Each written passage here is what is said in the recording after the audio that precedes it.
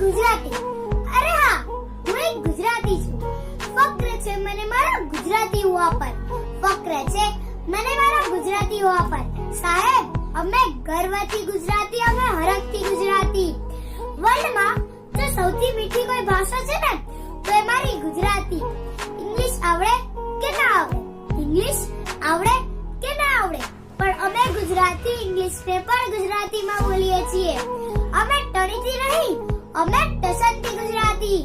હા, હું એ જ ગુજરાતીની વાત કરું